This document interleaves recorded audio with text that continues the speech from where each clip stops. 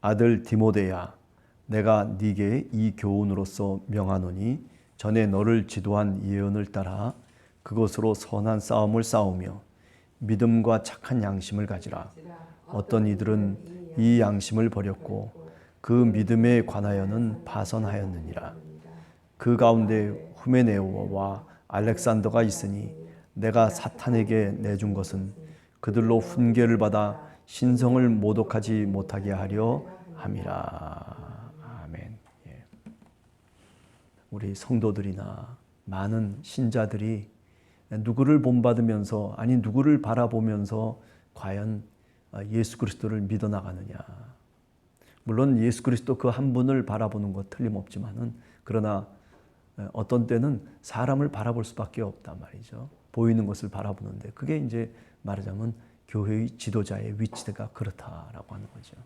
그렇기 때문에 교회의 지도자가 된다라고 하는 것은 그리스도를 본받는 자신을 늘 가슴속에 새기면서 그렇게 되기 위해서 최대한 애를 쓰며 뭐 그렇게 또 살아가려고 하다 보면 실패도 있겠죠. 또 어려운 일들이 왜 없겠습니까? 그렇기 때문에 기도하고 또 하나님께 도움을 구하는 성령의 능력을 입는 신앙의 과정이 필요하다라고 얘기할 수 있을 겁니다. 자, 오늘은 우선 18절에 보면 아들 디모데야 그랬습니다. 디모데를 아들로 부르고 있어요. 사실은 뭐 혈통적인 아들은 아니죠. 믿음으로 또는 복음 전파를 통해서 낳은 아들이다. 이렇게 얘기할 수 있죠. 믿음의 아들입니다. 그죠? 우리가 맨 처음에 디모데 전서를 읽으면서 이야기했었지만은 우리가 일평생 살면서 이렇게 믿음의 아들 하나를 낳을 수 있는 사람이 돼야 된다. 그죠? 우리가 교회 생활이라고 하는 것이 믿음의 사람들이 같이 모여서 믿음의 자녀를 낳는 공동체가 교회다. 이렇게 얘기할 수 있는 거죠. 그러니까 교회라고 하는 것은 믿음의 주님이신 예수 그리스도를 바라보면서 그러면서 함께 힘을 합치기도 하고 그리고 선한 싸움을 싸우기도 하고 그리고 함께 그리스도의 십자가를 지면서 나아가는 그런 공동체가 우리가 교회다 이렇게 말하게 됩니다. 자, 아들 디모데야, 내가 네게 이 교훈으로서 명하노니 전에 너를 지도한 예언을 따라서 그것으로 선한 싸움을 싸우라. 사실 여러분 생각해 보면 이거 굉장히 어려운 얘기예요. 어떤 얘기냐면 사도 바울이 디모데를 가르친 진리의 교훈이 있어요. 그죠? 근데 그 진리의 교훈을 갖고 선한 싸움을 싸우라는 얘기입니다. 진리의 교훈을 쫓아서 네가 살아가라는 얘기예요. 다시 말하면 사도 바울이 말하고 사도 바울이 전했던 그 복음을 쫓아서 네가 살아가야 되고 선한 싸움을 싸워야 된다. 그게 싸움의 도구죠. 그런데 생각해 보면 예수님 당시에 또는 바울 당시에 성경이 있었습니까? 성경이 신약 성경은 없고 구약 성경만 있었어요. 그러니까 옛 선지자들의 이야기를 얘기하려고 하는 게 아니에요. 이 예언이라고 하는 것이 이것이 무슨 뭐 구약 성경 속에 말씀하시는 교훈을 얘기하려고 하는 게 아니라 자기 자신이 말한 거를 얘기하는 거예요. 디모데에게 디모데를 가르치기 위해서 편지도 쓰고 같이 함께 동행하면서 예수 그리스도에 대해서 아니 믿음에 대해서 믿음으로 어떻게 우리가 구원을 얻는지 도대체 예수 그리스도가 누구인지에 대해서 누누이 어떻게 자세하게 사실은 사도 바울이 자신의 믿음의 아들 디모데에게 얘기하고 가르치고 교훈했다는 거죠. 그 말씀을 디모데가 새기고 그리고 자기 자신이 바울이 얘기한 바로 그 말씀을 갖고 네가 믿음의 선한 싸움을 싸우라는 거예요. 그죠? 그런 얘기가 바로 오늘 이 18절의 말씀이다. 너를 지도한 예언을 따라 그것으로 선한 싸움을 싸워라. 바울이 말하고 바울이 쓴 편지가 합쳐져서 뭐가 됐어요? 신약 성경이 됐단 말이에요. 그러니까 어떻게 보면 신약 성경의 말씀을 갖고 우리가 이제 선한 싸움을 싸울 수 있는 도구를 마련했다라고 볼 수 있는 거죠. 그래서 에베소서 6장에 보면 너희는 전신갑주를 취하라 그렇게 얘기하잖아요. 그죠? 그러면서 구원의 투구를 쓰고 말씀의 검을 갖고 영적 전투를 사탄과 더불어서 공중 권세를 잡고 있는 자와 더불어서 싸움을 싸울 것을 얘기하고 있잖아요. 선한 싸움을 싸워라. 영적인 싸움을 이야기하고 있습니다. 그러니까 오늘 이 디모데를 향해서 사도 바울이 간절하게 원하는 것은 뭐냐면 내가 너에게 말한 그 가르침을 가슴에 새기라는 거예요. 여러분, 목회자라고 하는 것이 뭐겠습니까? 그죠? 이런 소망을 갖고 사실은 목회를 하는 거죠.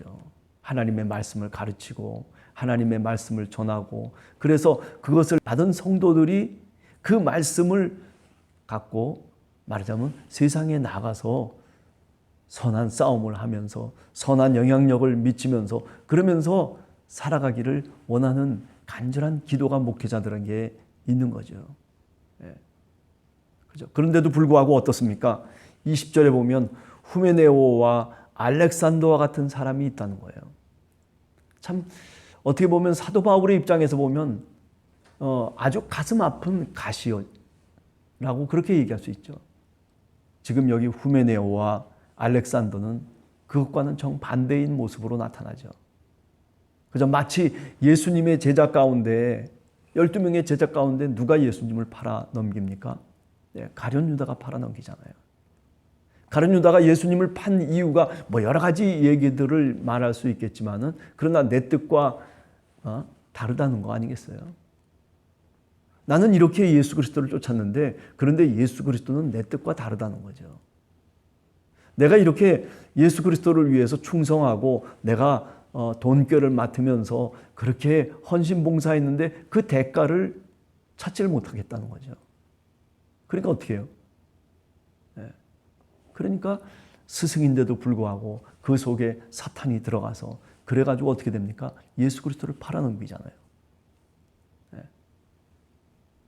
그런데 이런 현상들이 예수님 당시에만 있었고 없었냐? 오늘날에도 마찬가지고 지금 여기 사도 바울이 디모데에게 얘기하는 그 시대에도 마찬가지단 말이에요. 후메네오와 알렉산더가 있다.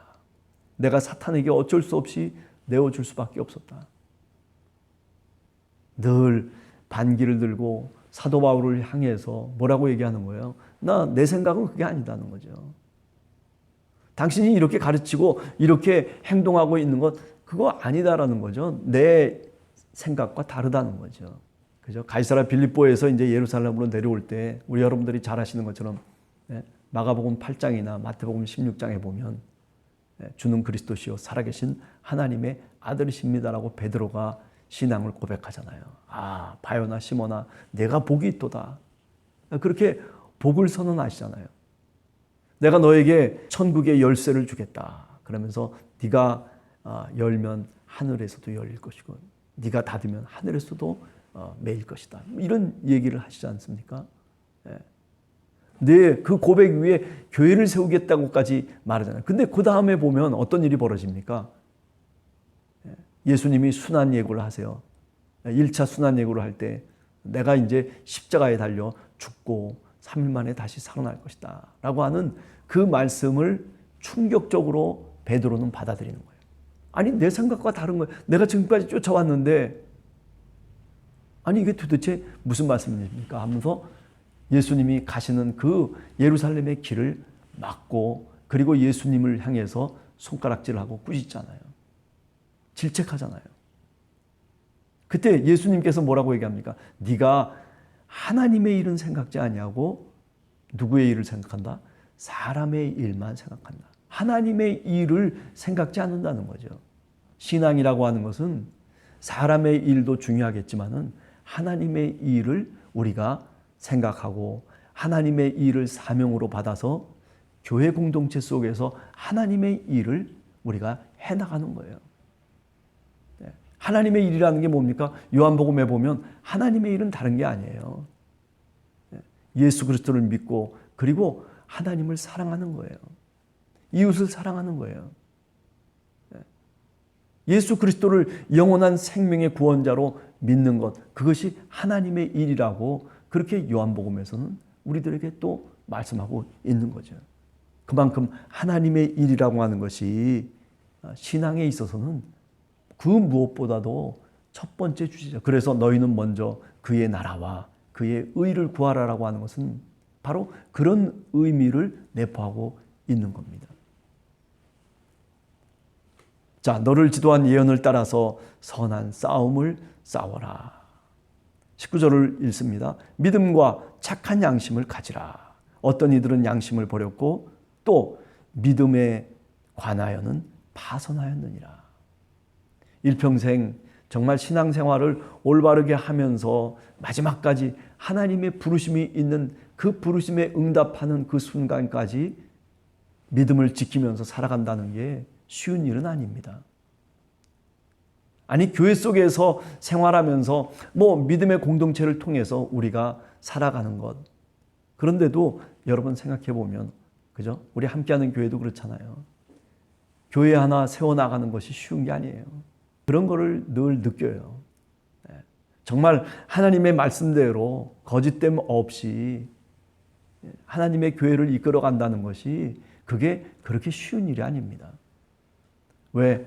우리 인간이라고 하는 것 자체가 사실은 죄성을 갖고 있기 때문에 그래요. 죄성을. 이기적이고 욕심이 있고 탐욕이 있고 그리고 정욕대로 살려고 하고 자기 뜻대로 살려고 하는, 내 뜻과 다르면은 마치 베드로처럼, 그죠? 질책도 하고 손가락질도 하고 험담도 하고 이런저런 일들이 사실은 교회라고 하는 이 공동체 속에서도, 이 교회 마당 속에서도 일어나고 있다는 거죠. 교회 속에 들어와서 하나님의 말씀에 귀를 기울이고 도대체 하나님이 원하시는 일이 뭘까? 내 스스로 가슴 속에서 깨달으면서 선한 양심을 갖고 살아가려고 하는 것이 아니라 자기 무언가를 이루기 위해서, 자기 무언가를 획득하기 위해서 신앙생활하는 사람이 너무 많다는 거죠. 그러다 보니까 어떻게 됩니까? 그러다 보니까 티격티격 될 수밖에 없는 거죠. 그러니까 교회 하나를 정말 하나님이 원하시는 교회로 우리가 세워간다는 게 여러분들이나 저나 사실은 굉장히 힘든 거예요. 아이고, 교회 만들어 놓으니까 사람이 모이고 그게 교회가 아니라니까요. 교회가 뭐가 교회겠어요? 하나님의 일을 모든 사람들이 같이 생각하고 감동받고 그리고 그 속에서 정말 선한 싸움을 싸우면서 나가는 사람들. 아니, 하나님의 말씀을 그저 이렇습니다 저렇습니다 얘기해서 되는 것이 아니라 내 스스로 성령의 감동으로 하나님의 말씀을 읽어가면서 자기가 신앙의 돛을 달고 그리고 바람을 타고 어디든지 목적지로 갈 수 있는 그런 신앙인을, 그런 성도를 우리가 키워내고 그리고 그런 성도들을 통해서 교회를 이룬다는 것이 이게 쉬운 일이 아니에요. 그저 어린아이처럼 우왕좌왕하다가 일평생 끝나는 사람들이 얼마나 많아요.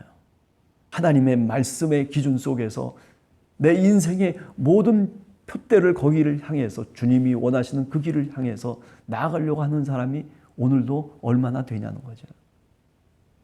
내 뜻을 이루기 위해서, 내 무언가를 이루기 위해서, 거기에 하나님의 도움을 얻기 위해서 우리는 그런 식으로 신앙생활 할 때가 얼마나 많습니까? 그러니까 하나님 앞에서 늘 자신감 있게 살아가지 못하는 거예요. 내가 신앙생활 한다는 것이 뭔가 자신감 있게 좀 어려운 일이 있어도 그것을 맞부딪히며 난관을 극복해 나가는 그런 신앙인들이 사실은 찾아보기 힘들어요. 우리 함께하는 교회 성도들만큼은 그런 성령에 충만한 성도들이 되시기를 간절히 주님의 이름으로 축원합니다. 그죠? 선한 양심을 갖고, 선한 양심이 다른 거 있겠어요? 그죠? 하나님의 뜻을 생각하는 그 과정이 바로 선한 양심을 갖고 있는 모습이라고 얘기할 수 있는 거죠. 루터가 종교개혁을 하면서 이 선한 양심을 갖고 얘기를 했어요. 종교개혁의 그 험난한 풍파를 이겨나갈 수 있는 것은 자기 자신이 이 선한 양심을 갖고 있다라고 하는 긍지 속에서 어려움을 이겨나갈 수 있었어요. 하나님이 주시는 것이죠. 성령이 함께 하시는 것을 의미하는 거죠. 그저 단순하게 나 양심껏 살았습니다라고 하는 얘기를 하려고 하는 게 아니죠. 이 선한 양심이라고 하는 것은 성령의 감동을 통해서 살아가는 한 사람을 얘기하는 거죠. 그런데 많은 사람들이 그것을 여기 오늘 얘기한 것처럼 버렸다라고 하는 거죠. 우리 함께하는 교회 성도들, 그래요. 오늘 주님 앞에 무릎을 꿇으며 잃었던 선한 양심을 다시 회복하는 그런 성령의 충만한 능력을 달라고 우리가 오늘 또 기도하며 출발할 수 있는 그런 하루가 되시기를 간절히 주님의 이름으로 축원합니다. 같이 기도하겠습니다.